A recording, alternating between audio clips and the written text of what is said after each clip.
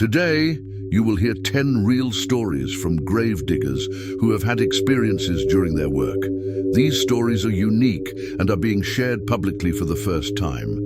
With that in mind, I ask for your like, and I invite you to subscribe to the channel if you haven't already. Now that that's done, let's get to the stories.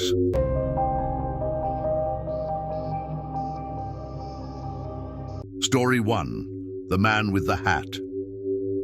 It was a cold, moonless night.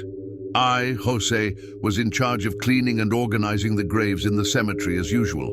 It was a solitary job, but one I had learned to do in silence without letting the surroundings disturb me. That night, a strange feeling hung in the air, as if the wind was blowing differently, almost whispering between the dry trees. I was cleaning the grave of a man who had been buried less than a month ago.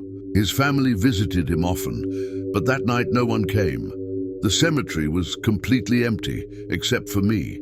As I scrubbed the headstone, a chill ran down my spine, something I couldn't explain. Suddenly, the sound of footsteps echoed behind me. I quickly turned around, flashlight in hand, but there was no one there. The silence returned, but the feeling of being watched persisted. I tried to focus on my work, ignoring the discomfort settling in. I kept cleaning, but every sound around me seemed amplified, and my mind couldn't shake the thought that something or someone was watching me. Then, out of the corner of my eye, I saw a dark silhouette near one of the oldest trees in the cemetery. It was a man, standing still, wearing a long black hat. His gaze seemed fixed on me even from afar. My body froze for a moment. At that moment, I felt a fear I had never experienced before. I tried to speak, to ask what he was doing there at that hour, but no sound came out. He just stood there, unmoving, as if watching me, waiting for me to do something. After what felt like an eternity, I mustered the courage to walk toward him. As I approached, the man started to disappear, as if he was fading into the air. When I reached the spot where he had been, there was no one there. I looked around, trying to find an explanation, but all that remained was the wind whispering through the dry leaves. The next day, I shared the experience with my fellow gravediggers. Some laughed, saying I must have been tired or that my imagination had played tricks on me. But one of the older diggers, Antonio, stayed quiet for a while before speaking. He said that others before me had also seen the man with the hat in that same spot. I then found out that he was the spirit of the man whose grave I had been cleaning. Since his death, they say his soul hasn't found peace, and he roams the cemetery, watching over anyone who approaches his grave. Story 2. The Woman's Song. Since I started working as a gravedigger, I've always preferred the night shifts. The silence helped me focus on my work, and the tranquility of the cemetery at night gave me a strange sense of peace. But there was one night that completely changed how I saw that place. It all happened on a cold autumn night. I was alone, digging a new grave, and the sound of the shovel hitting the earth was the only noise filling the emptiness. As I worked, I started hearing something strange. It was a distant sound, like a murmur. At first, I thought it was the wind passing through the trees, but as the minutes passed, the sound became clearer. It was a song, a soft, melancholic female voice singing a melody I didn't recognize. I looked around, trying to figure out where it was coming from, but the cemetery was completely empty. The voice seemed to come from everywhere and nowhere at the same time. I continued working, trying to ignore the sound, but the truth is, it was getting closer. The singing grew louder and clearer until it seemed to be right next to me. At that moment, I dropped the shovel and stood still, my heart racing. The feeling that I wasn't alone was overwhelming. I felt as if a presence was standing right behind me, watching me, almost able to touch my shoulder. I gathered my courage and slowly turned to see if someone was there. There was nothing, but the voice continued, now quieter but still there. I tried to speak, to ask if someone needed help, but all I got in return was the echo of my own voice. I decided to grab my tools and leave as quickly as possible. That night, I went home certain that something was very wrong in that cemetery. The next day, I told my supervisor what had happened. He just nodded and said I wasn't the first to hear that voice. According to him, years ago, a woman had been buried in that area. Her story was tragic. She lost her life in an accident shortly after her wedding, and since then, they say her spirit wanders the cemetery, singing a song she used to hum on her wedding day. I've tried not to think too much about what happened that night, but the sound of that woman's voice still stays with me.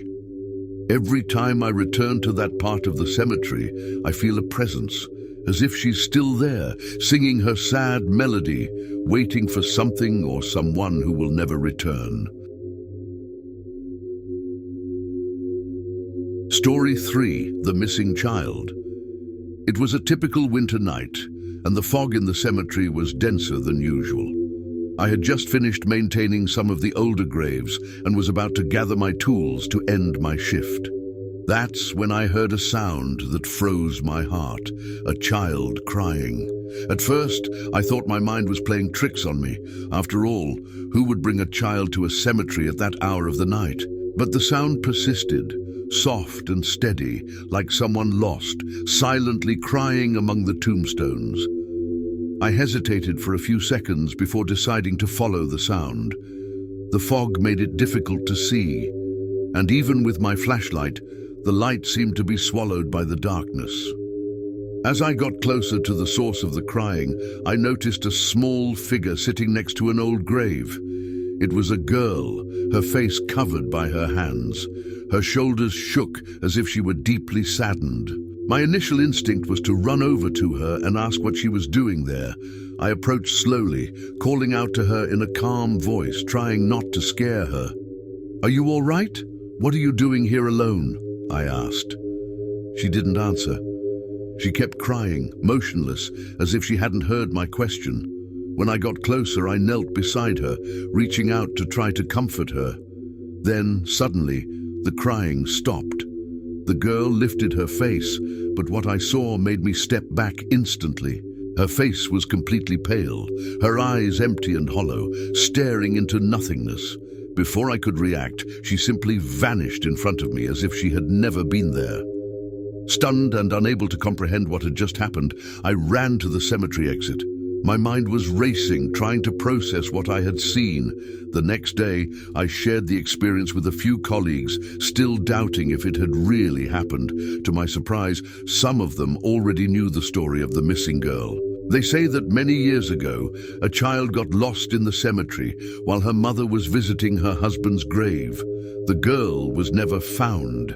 Since then, there have been reports that on foggy nights, the spirit of the girl appears, crying, waiting for someone to take her home.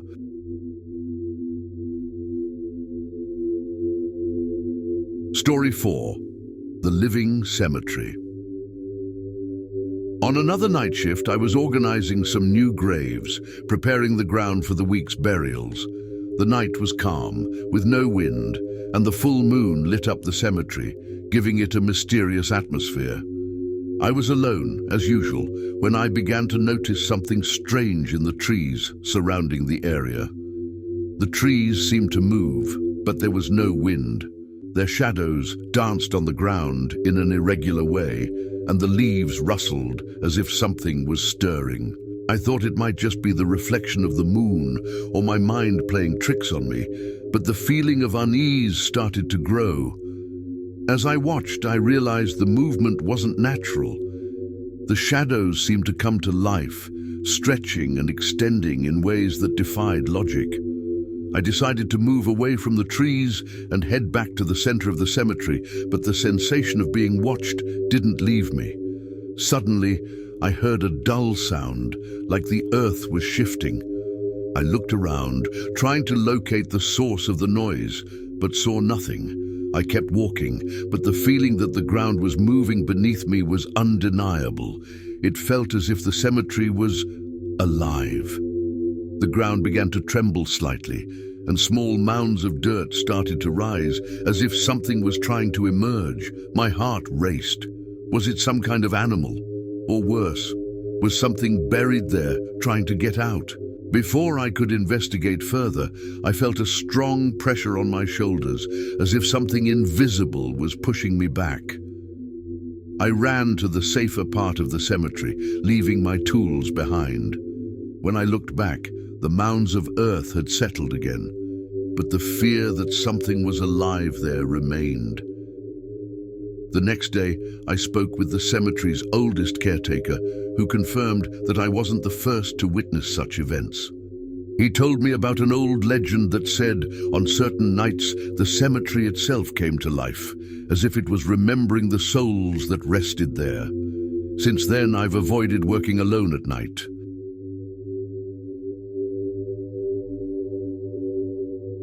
Story 5: The Old Man and the Lamp. One of the first lessons I learned as a grave digger was to never touch items left on graves. For many families, these objects are sacred, belonging to their loved ones who have passed away. However, one day, I made the mistake of ignoring that rule. I was cleaning a more isolated area of the cemetery when I found a small, old-fashioned lamp, the kind used in the past, hanging from a tree near a grave. The lamp looked very old, but it still flickered with a faint trembling light. Curious, I decided to pick it up for a closer look. As soon as I touched the object, a chilling sensation washed over me, as if I had stepped into a freezer. The environment around me grew darker, and I felt a presence, something I couldn't see but that was clearly there. I held the lamp for just a few seconds before dropping it back to the ground. Immediately I heard footsteps behind me, slow and heavy. I quickly turned, and there he was, an old man with a long white beard, dressed in ancient-looking clothes. He stared at me silently, saying nothing. His eyes, though, were filled with sadness, as if holding on to a pain that spanned decades. I tried to explain that I meant no disrespect, but he didn't respond. He just kept staring at me, and then, in the blink of an eye, he vanished. From that day on, I never touched anything left on graves again. I later learned that the old man was the deceased owner of the lamp, and it said that he still watches over his grave, guarding the lamp as a sign that his soul has yet to find peace.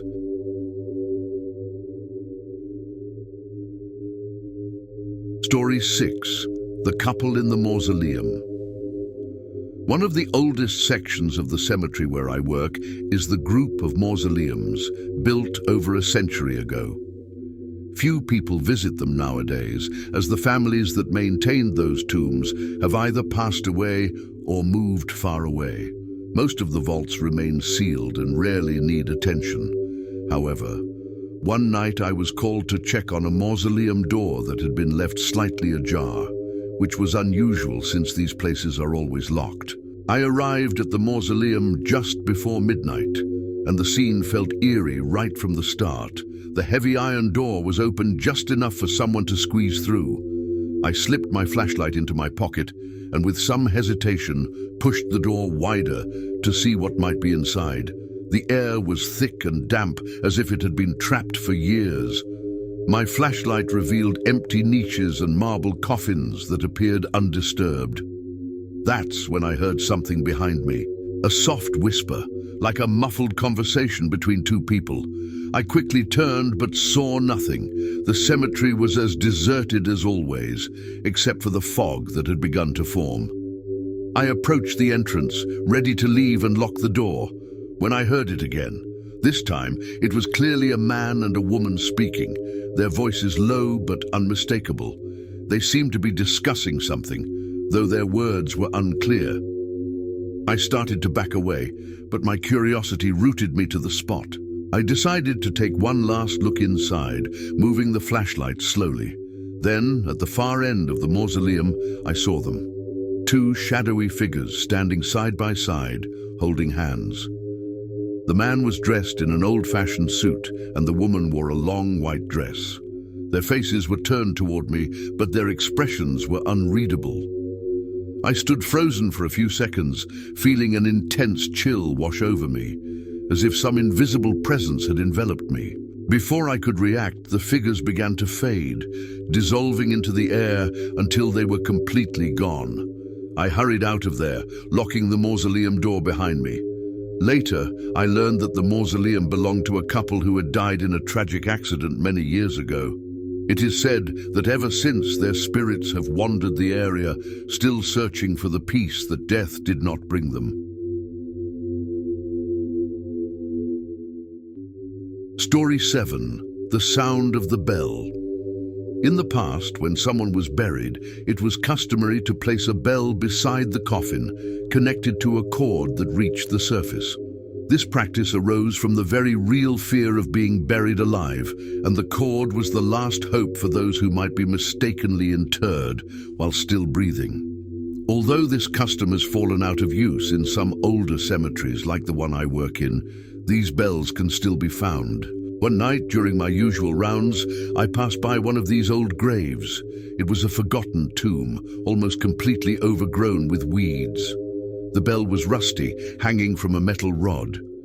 As I walked by, I heard a faint metallic sound coming from that direction.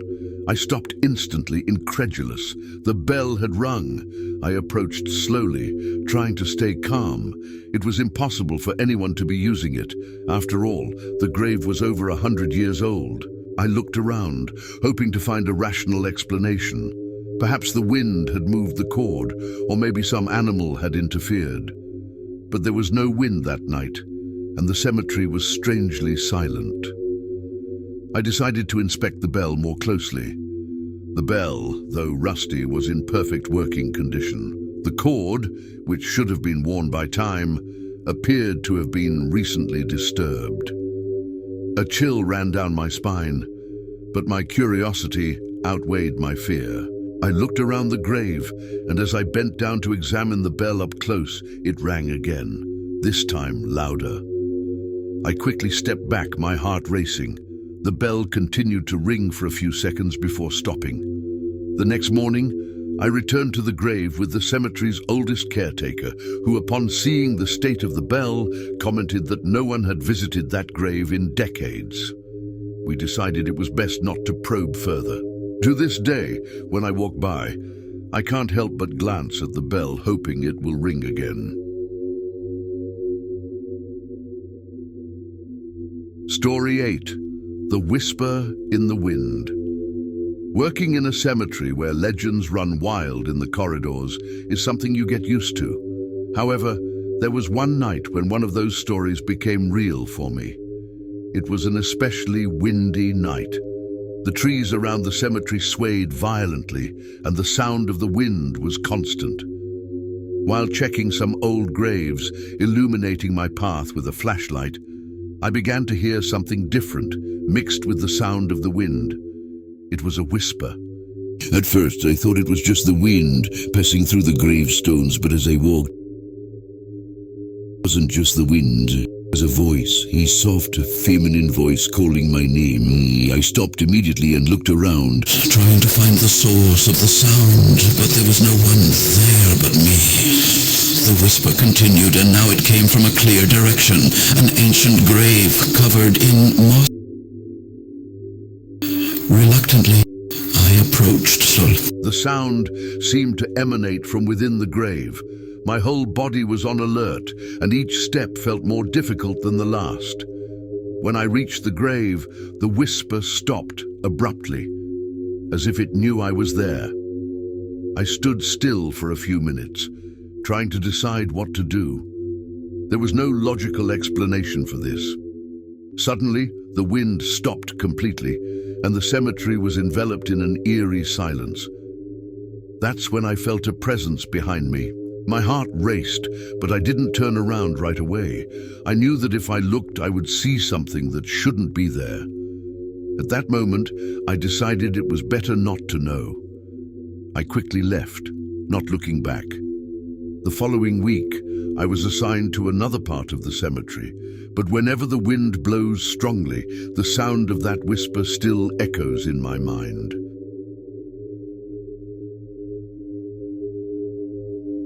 Story 9. The Hands Emerging from the Earth.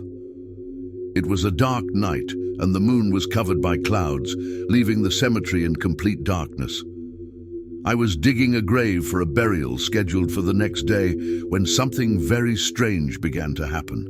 The sound of the shovel hitting the earth was monotonous, and the work, although heavy, had become mechanical for me. However, that night, everything felt different. The air was heavy, and the feeling of being watched was almost palpable. Suddenly, I felt something strange beneath the ground. It seemed like the soil was harder to dig, as if something solid was underneath. I continued digging, believing it might be a rock or some remnants of old construction. That's when my shovel struck something hard, but instead of a stone, it felt like something soft. I crouched down to take a closer look, and what I saw made my blood run cold. A skeletal, pale hand was emerging from the earth. Immediately, I recoiled, completely terrified. The hand hadn't been there before. How did it appear? I began to sweat profusely, and the only thing I thought to do was to throw dirt back over the hand and get out of there as quickly as possible. I grabbed the shovel and started to cover it, but the more I tried, the more hands emerged around the grave. Now there were 3, 4, 5 hands rising from the earth, as if something or someone was trying to break free from the ground. Every movement I made seemed to provoke more reactions. The hands struggled to rise, grasping at the air as if searching for something or someone. I dropped my tools and ran as fast as I could. My feet barely touched the ground, and my heart was racing. The next day, I returned to the grave during the day, accompanied by a fellow gravedigger. The place looked normal, with no sign of the hands or any disturbance in the soil. We dug in the area again, but found nothing. My colleague thought I was imagining things, but to this day, whenever I have to dig a new grave, that feeling that something is just below the surface has never left me.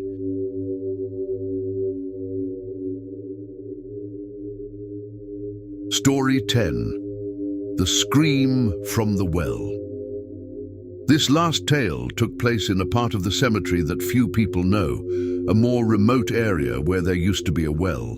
The well had been inactive for years, covered by a rusty iron grate, but it was still part of the land. Many said that the well brought bad luck, that strange things happened whenever someone got too close. I never paid much attention to those stories until the day I was called to address a flooding issue nearby. It was a rainy night, and the cemetery was nearly deserted. I went to the area of the well to check if rainwater had pooled there. Upon arriving, I was hit by a strong odor of mold and a chill that seemed to come from within the well itself, even though it was covered. As I approached to assess the situation, I heard a sound. It was a low, indistinct murmur coming from inside the well. My first thought was that it was just the sound of water moving down below, but the murmur began to transform into something clearer. It sounded like a voice. I froze, trying to understand what I was hearing. It was as if someone was trapped inside, trying to speak to me. The sound grew louder, more desperate, until it turned into a terrifying scream, as if someone was crying out for help from the bottom of the well. I tried to step back, but something pulled me closer. The sound was deafening, and the feeling of something invisible pushing me toward the well intensified. Before I knew it, I was leaning over the rusty grate, staring into the dark void that seemed endless. The scream increased, reverberating in my ears, until in a burst of instinct I managed to pull away. I ran far away, not looking back, and vowed to myself that I would never return to that place. The next day, during daylight, I went back with my supervisor to investigate. We opened the grate, but the well was dry, showing no signs of anything alive inside. He laughed and said the place always generated stories, but I knew what I heard was real. To this day, no one dares to spend much time in that part of the cemetery, especially at night.